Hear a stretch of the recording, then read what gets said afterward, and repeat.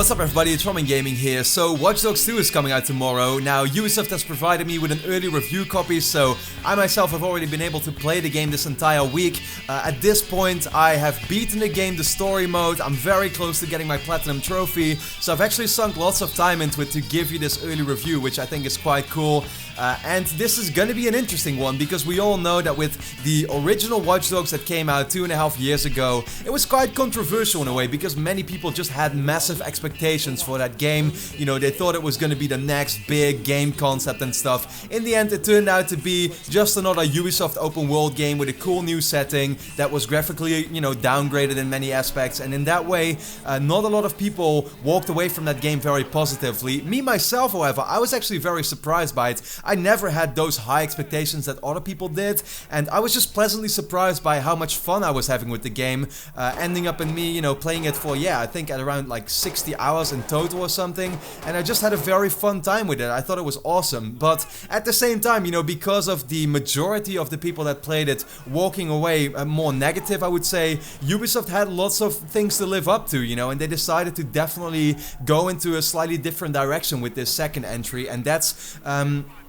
you know, why this is going to be such an interesting review. Now, to immediately answer the biggest question, have they really improved on the first game with this, you know, second installment in the series? I would say for the most part they actually have, but there's just a couple of things that I'm personally a little mixed about, and I'd say it for the most part has to do with personal taste, I'd say, because it really comes down to the story and the characters that they have chosen that I myself was not the biggest fan of. So let's immediately get into that before we get into the really good things about the game, in my opinion. So the story and the characters, you know, in the first game you played as Aiden Pierce in the, for most people, bland and grey city of Chicago, I guess, and they didn't like the character that much. He was more serious and stuff, and Ubisoft has completely thrown that concept away. In Watch Dogs 2 you play as Marcus Holloway, a black American living in San Francisco, a much more alive and colorful city, with his group of hackers called DedSec, and that's where my biggest issue with the game is that I do not like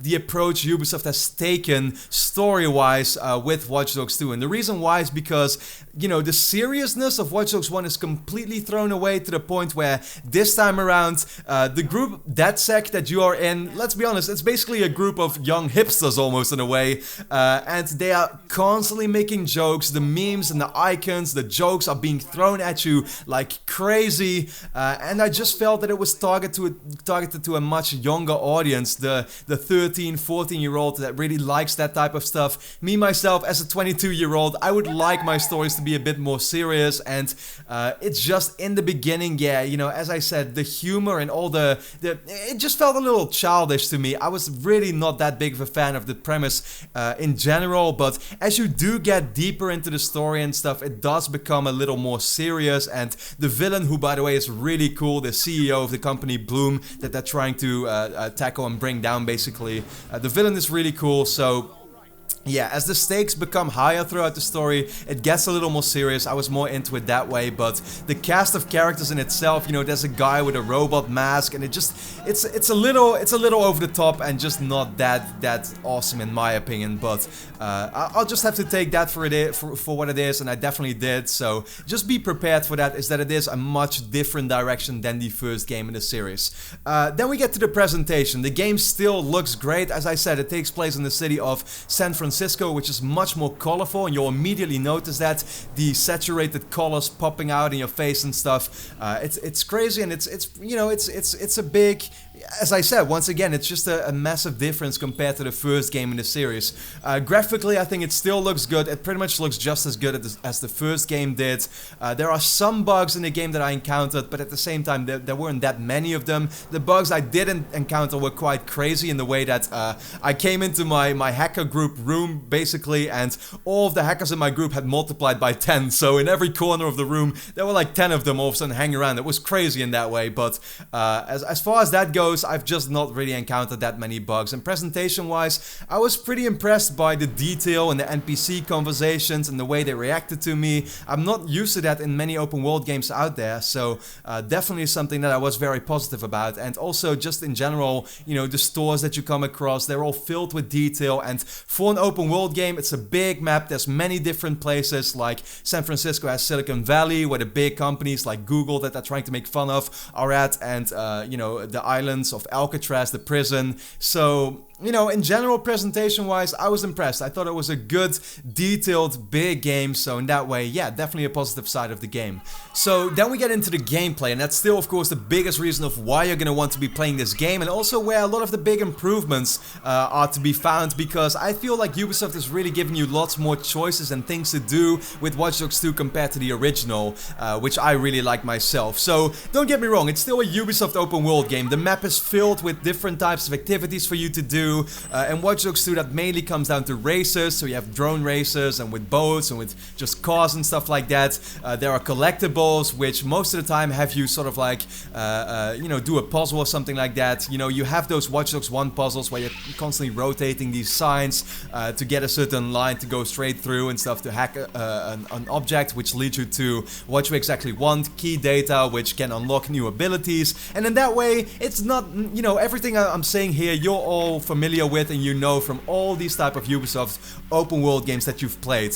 In terms of the main missions, however, the game really most of the time has you take over certain, for example, security buildings, where you're trying to hack a certain item that's hidden deep inside a building, and first you're gonna have to get through a certain amount of guards, and it's really up to you in terms of how you want to tackle that situation. And Marcus in general just has lots more abilities and tools at his disposal to tackle these situations. So the hacking ability, where in the first game you just did it with one button, that was the square button to hack something, now there are much more options there. It's bound to the L1 button on PlayStation, but it's not just that, you have to tap a second button at the same time, because you just get much more options and choices for what exact hacking ability you want to use with a certain object. Not just that, he also has two little robot companions at his side, so you have the ground level robot, which can go through vents and stuff to reach certain unreachable areas at first, to hack someone or to get access to, you know, to special keys that make it easier for you to get through the building and stuff.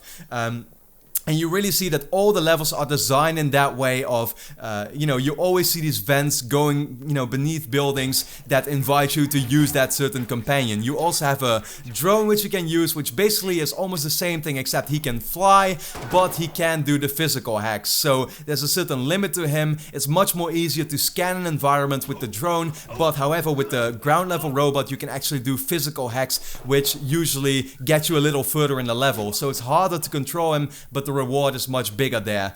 You as Marcus still go into these buildings where you're able to take down guards stealthily with a melee attack, or you use your silenced pistol to take them out. I gotta say, I found the gameplay in itself to be much harder. Like, I was playing on normal difficulty, but as soon as guards spot you, it's very hard to make it out alive, actually. I got killed all the time, and in that way I think that the game really wants you to tackle situations much more carefully and not just go guns blazing this time around. In Watch Dogs 1, I remember there was a slow motion feature, and I was constantly taking down guards with my silenced pistol, and it's just not possible in this game anymore at all, because first of all, there's no slow motion in the game as far as I know, having played it for like 25 hours, and at the same time, you know, as soon as you use your silenced pistol, if a guard is still close, he can still hear it. So in that way, there are much more, or many more risks, I would say, and it's just harder, and the game wants you to really do things stealthily this time around. But the amount of freedom it gives you and the way you can tackle certain situations,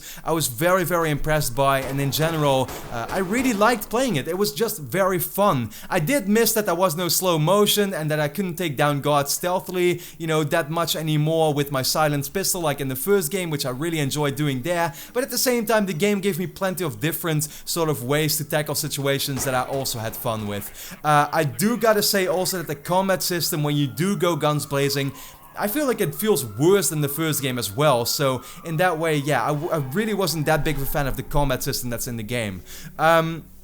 So gameplay wise, as I said, the game is just filled with different sort of activities for you to do, collectibles, drone races, the main missions that come down to taking big security buildings. There's lots of it, there's much more to do, and in general I really had lots of fun with it. So value wise, I would say it took me around 20 hours, 25 hours maybe even to get through the main missions, which is quite a lot, and then afterwards, what I just talked about, there was lots to do, and of course there was also a big online aspect to it, which I wasn't able to try it myself yet because Ubisoft had some issues with it right now that should be fixed at launch, but I can't speak of that right now. I know there are hacking invasions just like the first game, which back then I really liked, and I don't think those have really changed too much. There are bounty missions for taking down online players, and there is the co-op mission, so you yourself with a buddy can actually free roam through the world and take on certain missions that you can also do solo. So the online is not like the reason why you're gonna want to be playing this, it's just an added thing on top of what's there in the single player mode.